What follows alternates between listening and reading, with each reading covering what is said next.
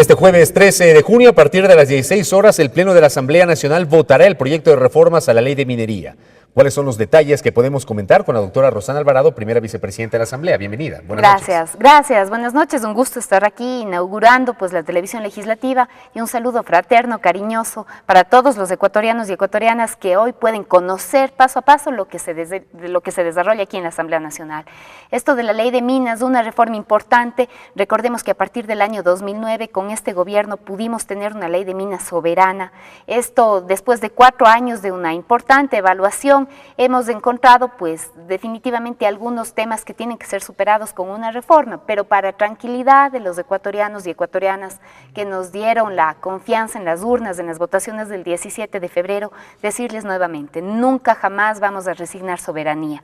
Esta Ley de Minas tiene importantes reformas que se refieren a la creación de la mediana minería, por ejemplo, que es un tema importante a partir del cual ya se deja de perjudicar a los pequeños mineros con algunas otras actividades que no eran de pequeña minería, sino que ya vienen a ser corregidas dentro de la categoría de mediana minería. Algo súper importante también y que es en defensa del ambiente, pero sobre todo en defensa de los seres humanos, la prohibición de la utilización del mercurio. Son temas súper importantes a partir de la minería responsable que se está inaugurando en el país con mayores controles, además con mayores ingresos al Estado como una forma también de atender a las comunidades donde se encuentran los minerales. ¿Cómo se entiende la posición de algunos sectores?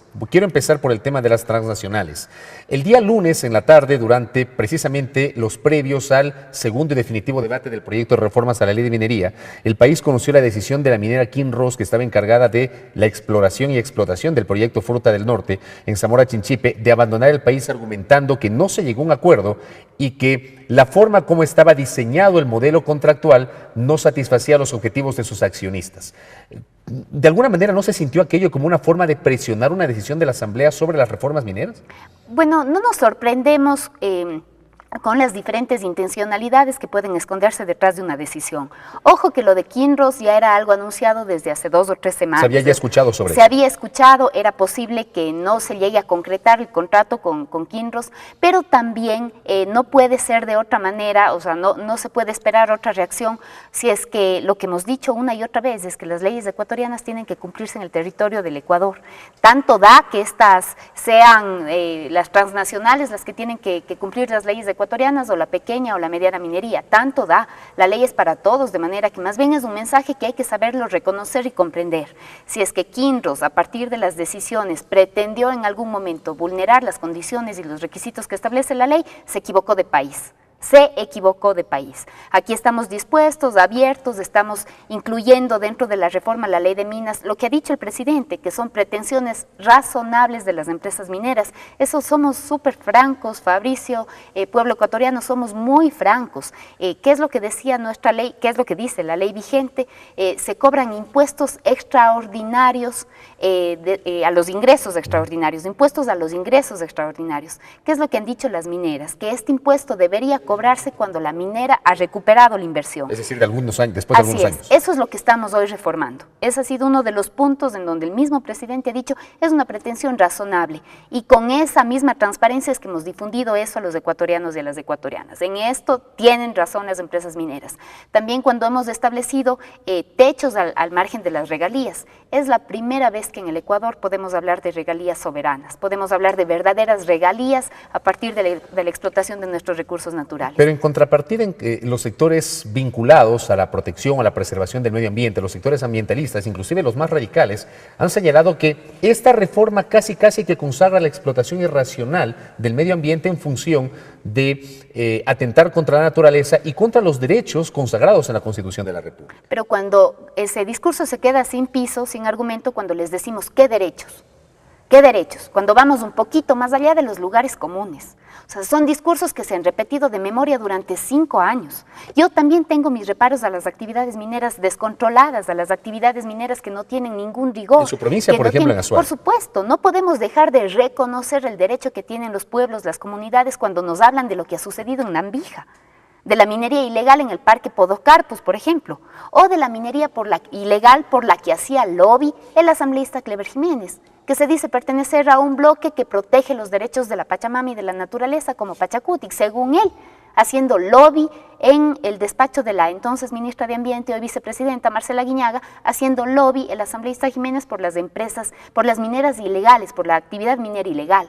Entonces hay una serie de contradicciones, por eso el pueblo ecuatoriano tiene que estar absolutamente consciente. Nuestra propuesta en campaña no fue de negar la explotación de recursos naturales, fuimos claros y hemos dicho, es verdad, esa es una de las tesis, parte del programa de gobierno, pero eso nunca le puede hacer al Estado ecuatoriano resignar soberanía y recursos, además recursos. Estamos en un país donde a partir de la explotación de recursos naturales podemos satisfacer las necesidades básicas insatisfechas de una buena parte de la población. ¿No será, asambleísta Rosana Alvarado, y le hago esta pregunta porque a usted yo tuve la oportunidad de conocerla desde el proceso constituyente de Montecristi, ¿no será, digo, que estas cosas ocurren, estas protestas y estas posiciones porque tal vez en la Constitución de Montecristi se colocaron demasiados derechos, derechos a la naturaleza, el derecho a la resistencia, el derecho a la consulta previa, libre e informada, y también el derecho a la consulta prelegislativa, que es un tema que también algunas instancias de la dirigencia indígena han reclamado en cuanto a este proyecto de ley?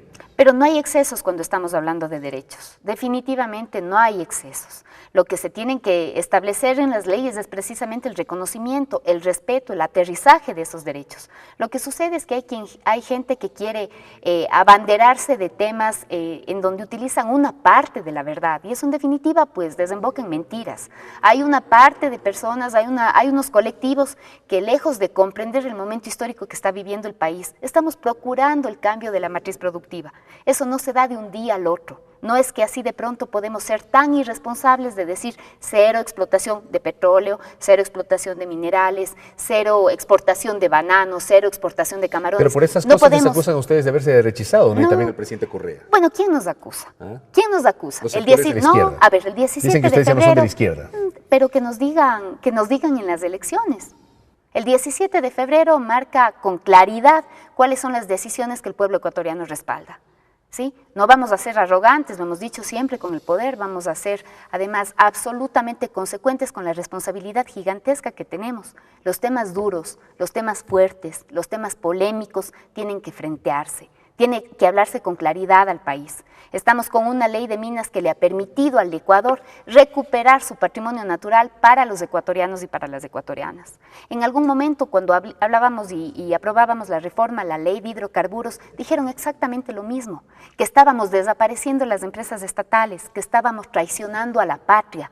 Esa reforma a la ley de hidrocarburos que no votó la oposición, que no votó la izquierda más radical, esa reforma nos permitió el replanteamiento, la renegociación de contratos petroleros que le dio al presupuesto público, al presupuesto general del Estado, 2.700 millones adicionales. Eso jamás va a reconocer la oposición. Tienen vergüenza de no haber apoyado esa renegociación con la ley que teníamos que votar. Permítame cerrar esta entrevista, vicepresidenta Alvarado, consultándole, ¿la votación de mañana será por paquete o habría la posibilidad de que sea artículo por artículo?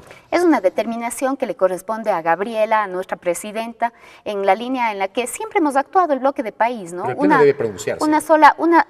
Puede la presidenta llamar a votación dependiendo de las mociones que se planteen. La moción, si es que fuera previa, es una calificación que hace la presidenta.